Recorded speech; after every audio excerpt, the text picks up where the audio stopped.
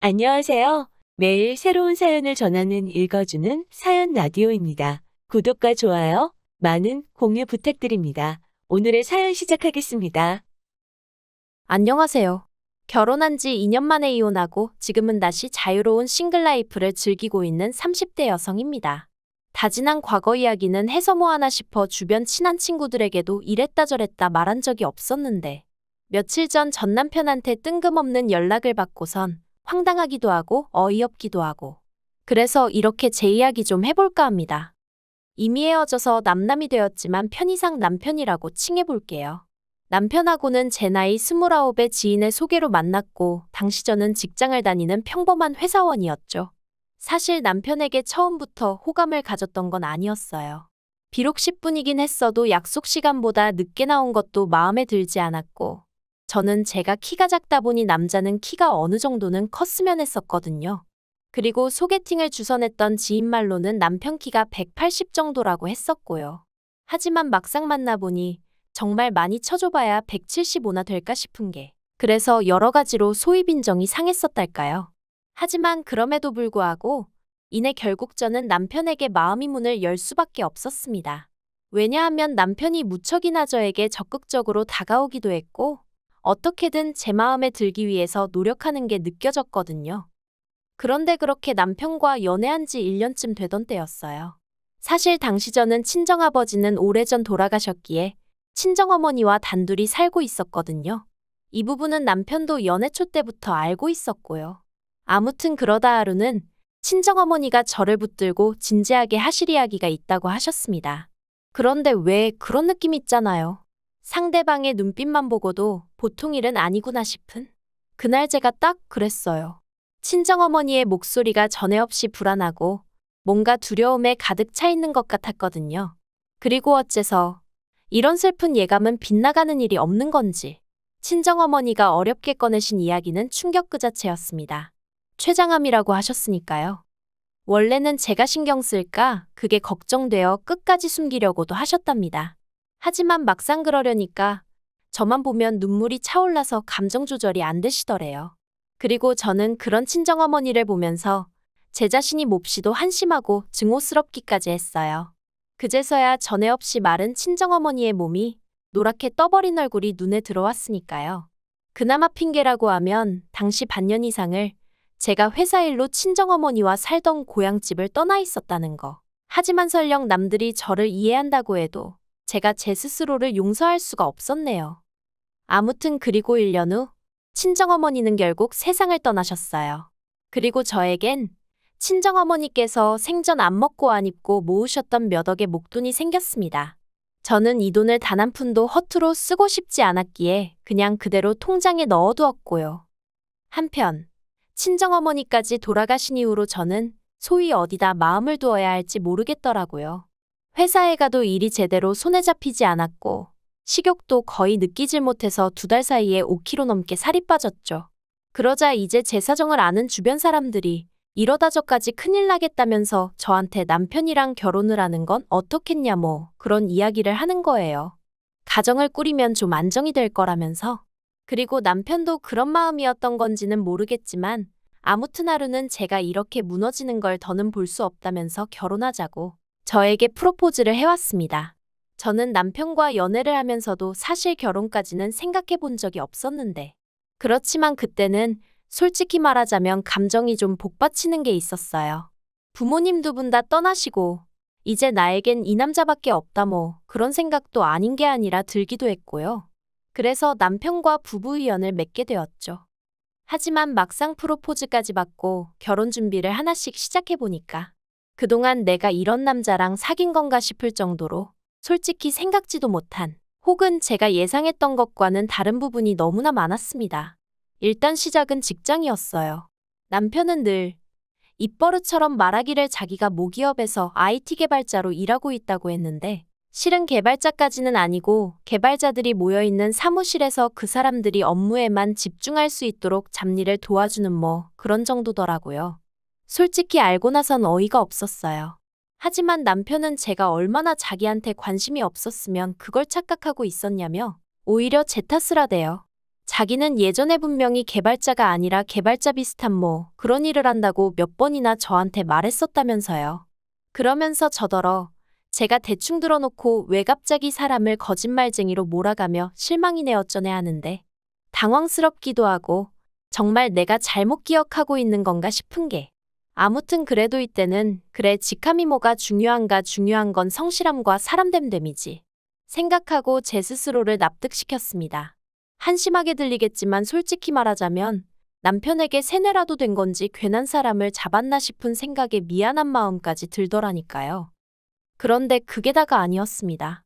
남편은 시부모님께서 제가 다른 건 다 마음에 드는데 고아라는 게 마음에 걸린다며 저희 결혼을 탐탁치 않아 하신다 그런 이야기를 전해왔는데 물론 친정아버지야 일찍이 돌아가셨지만 친정어머니는 제 나이 30이 넘어서야 돌아가셨는데 그것도 고아라고 하나 싶기도 하고 그래서 이때 저는 고민 끝에 남편에게 헤어지자고 했어요. 솔직히 정신적으로 이래저래 스트레스도 심했고 제가 달리 바꿀 수 없는 부분을 문제 삼아 결혼을 반대하신다 하니 뭘 어떻게 해야 할지 아예 방법을 모르겠었거든요. 그런데 남편이 저를 붙잡았습니다. 이렇게 쉽게 포기할 거냐면서 자기가 어떻게든 시부모님은 설득해보겠다대요. 그리고 대략 2주 정도의 시간이 흘러 만나게 된 남편의 표정은 무척이나 복잡해 보였습니다. 제가 시부모님이 뭐라고 하셨냐고 솔직히 말해달라고 했어요. 도저히 나를 며느리로 받아들이고 싶지 않으시다 하시면 어쩌겠냐고 놔주겠다고 하면서요. 그러자 남편이 그건 아니랍니다. 시부모님께서는 그렇게 죽고 못 사는 사이면 어쩌겠냐면서 할 테면 하라고 하셨다나요. 하지만 덧붙이시기를 대신 금전적인 지원은 10원 하나 못 해준다고 그러시더래요. 그러면서 남편이 그래도 괜찮지? 우리 힘으로 시작해보자 그러는데 제가 이땐 정말 멍청하게도 그냥 어쨌든 남편이 허락을 받아왔다는 게 고맙기도 하고 시부모님하고 부딪히는 일이 쉽지만은 않았을 텐데 미안하기도 하고 그래서 금전적인 지원이 좀 없으면 어떤가 그렇게 단순히 생각을 했지 뭐예요. 남편은 저에게 자기가 모아놓은 돈이 1억이 있다고 했고 그래서 그럼 그 1억에 제가 가진 돈 중 2억을 더해 작은 아파트 하나를 사면 되겠다고 생각을 했어요.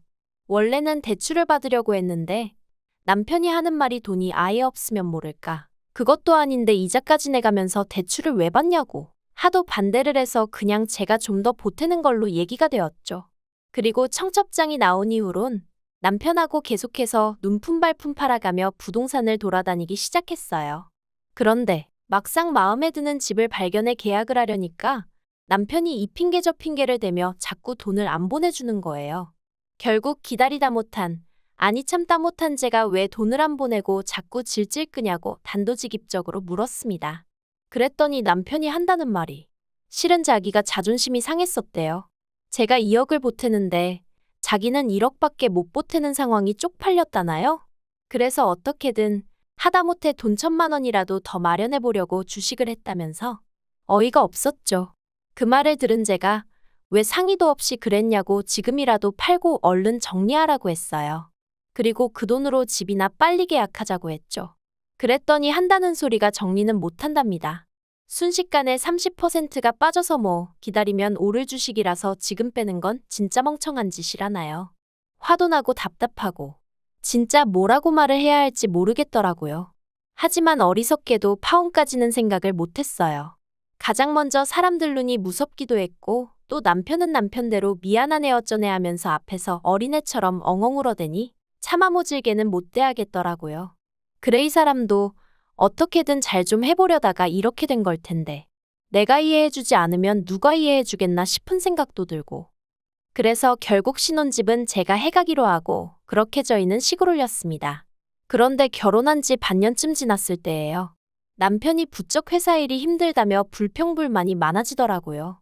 다른 직원들이 자기를 무시한다 어쩐다. 학벌 가지고 사람을 깔본다 한다. 그런데 저도 회사 생활을 하고 있었으니까 남편 이야기를 들어보면 딱히 무시를 한 것 같지도 않았고 까놓고 말해서 남편이 자격지심이 있는 것처럼 느껴지더라고요. 그래서 언젠가 한 번은 남편에게 자기가 상황을 보는 방식을 한번 바꿔보라고 아니면 자기도 이참에 공부를 더 해보던가 했는데 저더러 네가 로봇이냐며 공감은 고사하고 어떻게 그렇게 정떨어지게 말을 하냐며 아주 길길이 날뛰더라니까요. 그래서 더는 그렇게도 조언할 수가 없었고 그저 남편의 앓는 소리 죽는 소리를 들어주기만 했는데 그러다 하루는 남편이 폭탄 선언을 해왔습니다. 회사를 저랑 상의도 없이 때려쳤다는 거예요. 상사한테 찾아가 하소연을 했더니 저리 싫으면 중이 떠나라고 했다나요. 그리고 그 말을 들으니 상사마저 나를 무시하는구나, 내가 못 때려칠 것 같아서 저런 소리를 하나 싶은 게 울컥했다면서 그래서 그냥 내 떠납니다 하고 나왔다고요. 어이가 없어서 제가 어떻게 그럴 수가 있냐고 했어요. 회사 생활을 기분 내키는 대로 하는 사람이 어딨냐고, 나라고 좋아서 다니겠냐고. 하지만 이미 벌어진 일을 어쩌나 싶어 더는 따지지도 않았습니다. 어차피 이렇게 된 거 이참에 공부를 하든 뭐라든 해서 이직이나 하라 했죠. 그리고 대신 집에 있는 동안 서툴러도 괜찮으니까 살림 좀 도와달라고. 그랬더니 알겠다대요. 하지만 살림은 고사하고 남편은 그 어떤 일도 하지 않고 하루하루를 보내기 시작했습니다. 남편은 제가 출근할 때까지도 일어나지 않았고 퇴근 후에 집에 오면 절 기다리는 건 설거지거리로 가득한 싱크대와 여기저기 던져져 있는 일거리뿐이었거든요. 게다가 남편이란 작자는 저에게 왔어라는 한마디도 하는 둥 마는 둥 하며 게임만 처하고 있을 뿐이었죠. 그래도 처음엔 모처럼 쉬는 거니 저럴 수도 있지 하고 생각했습니다. 그런데 그 기간이 2달을 넘어가니까 제 인내심도 점점 바닥이 나더라고요. 그래서 결국 남편더러 언제까지 이렇게 살 거냐고 물었더니 남편 하는 말이 가관이었습니다. 뭐가 문제냐는 거예요. 어이가 없어서 그럼 지금 이게 문제가 없어 하니까. 자기도 나름대로 주식도 하고 있고 당장 벌이가 없어서 그렇지 하나만 터지면 어쩌고 그러는데 기가 차서 말도 안 나오더라니까요. 그런데 그때 남편이 꺼낸 말이 더 어이가 없었습니다. 뜬금없이 아파트를 공동명의로 해달라는 거예요. 어이가 없어서 내가 왜 그래야 하냐니까. 이 집에 자기 건 하나도 없지 않냐면서 그러니까 회사에서 느꼈던 소외감이 집에서도 느껴진다나 어쩐다나요. 그러면서 계속해서 공동명의 타령을 해대는데 정말 황당해서 기가 막히더라고요. 이 아파트를 누가 무슨 돈으로 산 건지 자기도 뻔히 알면서 어떻게 저렇게 아무렇지도 않다는 듯 공동명의 타령을 하나 싶은 게. 그래서 제가 양심도 없냐고 한마디 했어요. 탐낼 걸 탐내야지 공동명의라니 가당치도 않다 했죠. 그리고 그때부터 저는 저대로 남편은 남편대로 감정이 격해졌습니다. 남편은 제가 자기를 무시했다며 저나 회사 사람들이나 다르게 하나 없다며 분노했고 저는 남편이 말도 안 되는 억지를 쓰는 게 용납이 안 됐어요. 평소처럼 어르고 달랠 수도 있었겠지만 돌이켜 생각해보면 그날은 저도 컨디션도 별로였고 뭐랄까 모든 게 타이밍이 안 좋았던 거겠죠. 평소처럼 져주기도 싫었고 그냥 넘어갈 수가 없었습니다. 그래서 저도 한치도 물러서지 않았는데 그때였어요. 벼랑간 눈앞이 번쩍하더니 제가 쓰러졌습니다. 남편이 제 뺨을 때렸거든요. 처음엔 순간 상황 판단이 안 됐어요. 뺨은 얼얼하지 귀는 멍하지. 태어나서 처음 겪어봤기에 황당하고 어리둥절한 마음도 있었죠. 그런데 눈앞에 씩씩거리는 남편을 보니까 아, 내가 맞은 거구나 싶은 게 그제서야 뺨은 욱신거리고 눈에서는 눈물이 쏟아졌습니다. 제가 남편더러 미쳤냐고 소리를 찔렀어요. 그랬더니 남편이 네가 먼저 열받게 했잖아 하는데 전형적인 찌질남이 내 남편이구나 하는 생각이 퍼뜩 들더라니까요. 그리고 그제서야 결혼할 때부터 거짓말한 거, 돈 문제로 사람 속인 거, 시부모님이 어째서인지 매번 저한테 미안하다 하신 거. 말이 나와서 말이지만 그렇게 저를 반대하셨다는 남편 말과 달리 시부모님은 늘 저를 보면 안쓰러워하시고 미안해하셨어요. 그래서 그땐 반대하셨던 게 마음에 걸리셔서 저러시나 보다 생각했는데 돌이켜 생각해보니까 시부모님은 어쨌든 당신들 아들이 개차반인 걸 알고 계셨던 게 아닌가 싶기도 하고 아무튼 회사를 때려친 이후로는 저한테 기생하며 카드값을 내달라고 하는 것도 부족해서 집 공동명의까지 탐내다니 내가 왜 이런 인간에게 당하면서 살아야 하나 싶대요. 그래서 지금 나 때렸냐고 고맙다고 그랬어요.